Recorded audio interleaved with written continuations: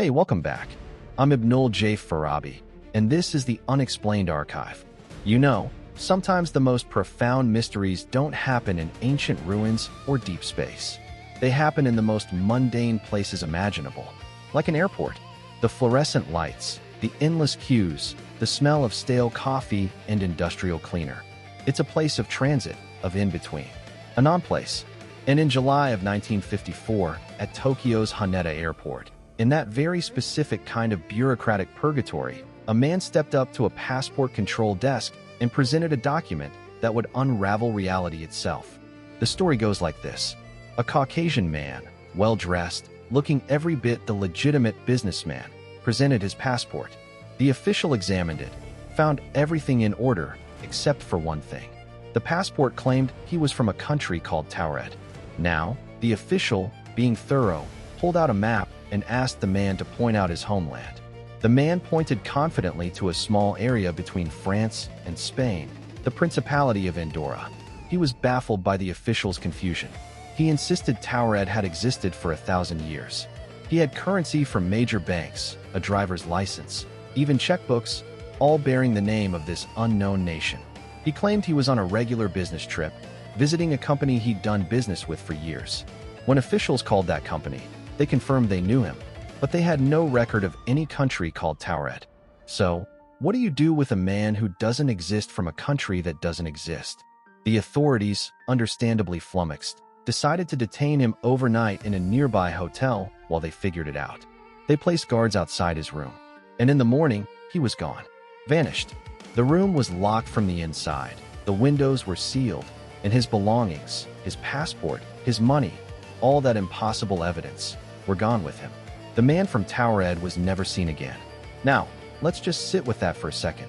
The classic telling is a perfect paranormal cocktail, a glitch in the matrix, an interdimensional traveler, a slip between worlds. It's compelling because it taps into a deep-seated fear and fascination. What if the map is wrong? What if our reality is just one page in a much stranger book? The idea that a man could simply be from elsewhere, and that elsewhere is just a slight, almost imperceptible shift away from our own timeline, is haunting. It suggests our borders, our histories, our very geography might be fragile constructs.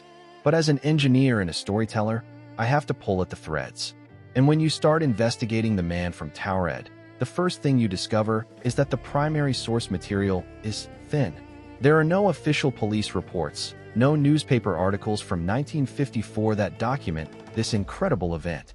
The story seems to have emerged decades later, in the 1970s and 80s, in paranormal magazines and books. It's a classic piece of what we call Forteana, named after researcher Charles Ford, who collected stories of anomalous phenomena. This doesn't automatically make it false, of course.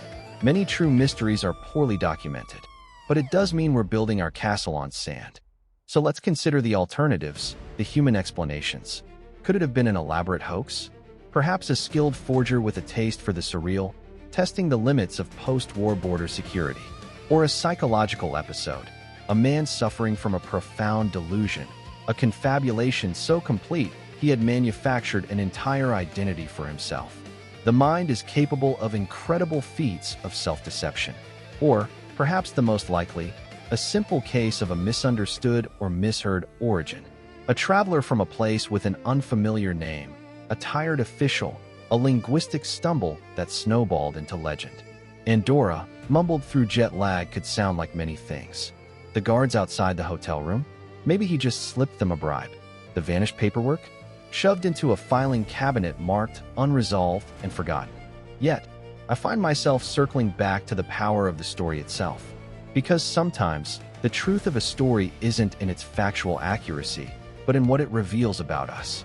Why has this particular tale endured? Why does it give us such a specific, chilling thrill? I think it's because the airport is our modern portal. We step through them, and hours later, we're in a different climate, a different culture, a different world.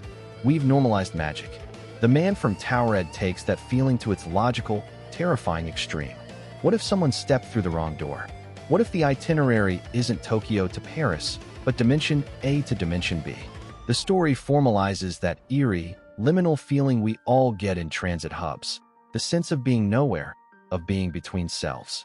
He is the ultimate traveler, and his destination is our own disbelief. There's also a poignant, almost lonely quality to it. Imagine his perspective. In his reality, Taured is real. He has a history there, memories, a life.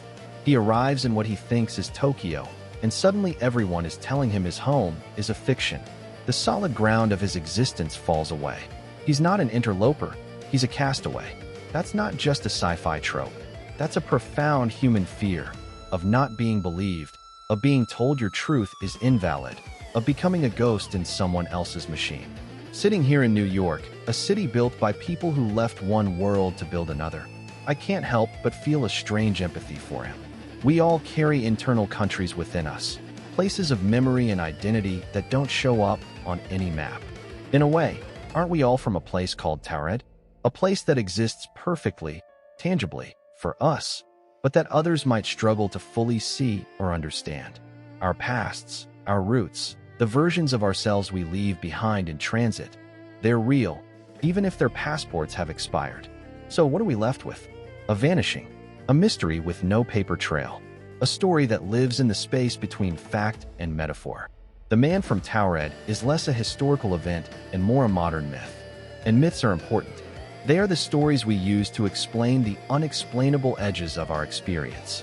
He is our placeholder for the traveler who never arrived, for the country that isn't there, for the chilling possibility that one day, at a passport control desk under fluorescent lights, we might be the ones who can't prove where we're from. Thank you for listening to this journey into the in-between. This has been Ibnul J. Farabi, and you've been with the Unexplained Archive, a production of Light Knot Studios. If this story resonated with you, or made you look at your own passport a little differently, please share it with someone. Help us keep these mysteries alive. You can find more episodes and delve deeper into our archives at our website, lightknotstudios.com. Until next time, keep wondering.